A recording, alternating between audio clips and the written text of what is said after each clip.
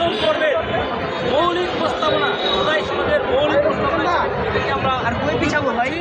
আমরা এটি দ্বিতীয় পর্ব, জুলাই সনদের দ্বিতীয় পর্ব, সেই প্রস্তাবনা কী হতে পারে যেটি সংস্কার কেন্দ্রিক প্রস্তাবনাগুলো আমরা পরবর্তী ধাপে আমরা জানাবো। সেটির টাইম এবং সময় আমরা নির্ধারণ করে দেবো কোন দিন এটা আমরা প্রকাশ করবো।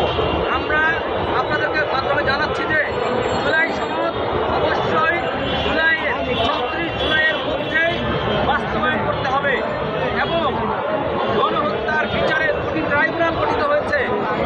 ট্রাইব্যুনালগুলোর কার্যক্রম এত স্লো গতির, এই গতিকে বাড়াতে হবে এবং সারা বাংলাদেশে আমরা দেখেছি যে গণহত্যায় জড়িত ছিল ফ্যাসিবাদের সম্মুখ যোদ্ধা, ফ্যাসিবাদের সম্মুখ সারির ফ্যাসিস্ট খুনিরা এখনও বাংলাদেশে বিরাজমান আছে।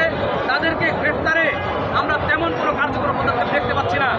যখন 11 মাস ধরে বাংলাদেশের জুলাই যোদ্ধারা, আন্দোলনকারীরা, দুঃশাসন সৈনিকরা অপেক্ষা করেছিল, ধৈর্য ধরে আছে যে এই যে ফ্যাসিস্টরা ছিল তাদেরকে গ্রেফতার করা হবে, বিচারের মুখোমুখি করা হবে, কিন্তু অন্তর্বর্তীকালীন সরকার এই 11 মাসে তেমন কার্যকর কোনো ভূমিকা রাখতে না পারার কারণে আজকে বাংলাদেশে সকল ক্ষেত্রে মব দেখতে পাওয়া যাচ্ছে।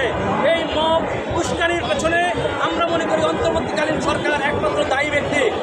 অন্তর্বর্তীকালীন সরকারকে আমরা বলবো, বাংলাদেশে মব কালচারকে যদি আপনারা দূরীভূত করতে চান তাহলে জুলাই যোদ্ধাদের ক্ষোভ যেটি আছে সেটিকে যদি আপনারা দূরীভূত করতে চান, অনতিবিলম্বে আপনারা ফ্যাসিবাদের দোসর, আমলা সচিব, পুলিশের কর্মকর্তা, র্যাব কর্মকর্তা, বিজিবি, ডিজিএফআই, এনএসআই, পুলিশ, সেনাবাহিনী সহ এই সকল সেক্টরে যে সকল ফ্যাসিস্টরা এখনও বহাল আছে, যারা সরাসরি বিগত 15 বছরের দুঃশাসন এবং ফ্যাসিজমের সহযোগী ছিল, তাদেরকে অনতিবিলম্বে গ্রেফতার করুন।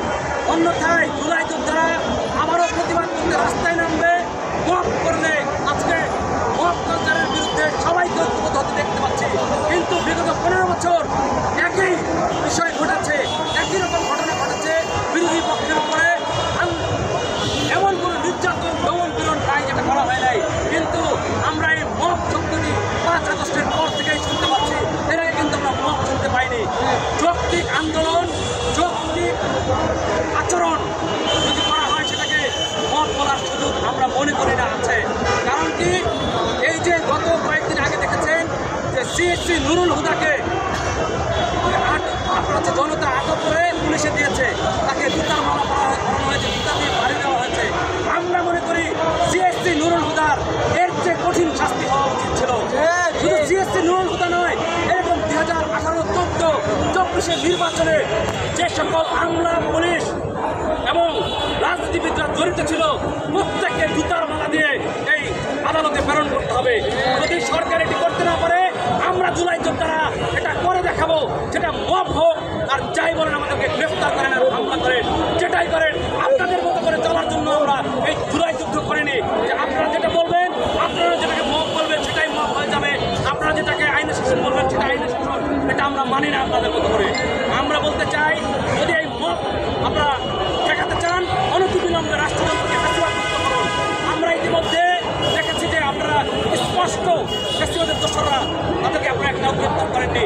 এই যে 4 আগস্ট আমরা শেখ হাসিনার পাশে আছি বলে ওই খামার বাড়ি থেকে একটা বিশাল সরকারি কর্মকর্তাদের দল তারা কিন্তু মিছিল করেছিল, তাদের মধ্যে থেকে একজনকেও গ্রেফতার করা হয়েছে হয়নি।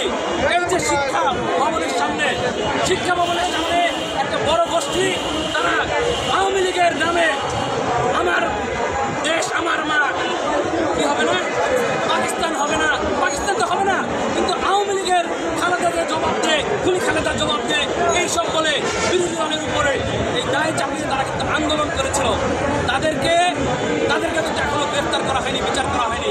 আমরা 44 জন জুলাই মঞ্চ সম্মিলিতভাবে 44 জন সচিব এবং 51 জন নির্বাহী ম্যাজিস্ট্রেট যারা গুলির নির্দেশ দিয়েছে তাদের তালিকা প্রকাশ করেছি, তালিকা দিয়েছি। মাত্র 5 জন যারা একদমই বিহীন, নির্জীব, ওইরকম 5 জন সচিবকে অপসারণ করা হয়েছে, বাধ্যতামূলক অবসর দেওয়া হয়েছে। বাকি 39টাকে আগামী মাসের মধ্যে অনতিবিলম্বে এই 39 জন সচিবকে বরখাস্ত করতে হবে, গ্রেফতার করতে হবে। পাশাপাশি 95 জন যারা বাহিনীতে যারা ছিল তাদেরকে গ্রেফতার করতে হবে, কারণ আমরা রাষ্ট্রে নিরাপত্তাহীনতায় ভুগছি। রাষ্ট্রের কোনো আইন শৃঙ্খলা বাহিনী, কোনো সংস্থা জুলাই যোদ্ধাদের নিরাপত্তায় নিয়োজিত নাই, কারণ জীবনের নিরাপত্তা নাই। আজকে যেখানে সেখানে আমরা হামলার সম্মুখীন হওয়ার সংখ্যা প্রকাশ করছি। সো এই জিনিসগুলো থেকে বাংলাদেশকে বের করতে হবে, অনতিবিলম্বে ফ্যাসিবাদের সকল দোষরকে গ্রেফতার ও বিচার করতে হবে। সর্বশেষ আমরা আমাদের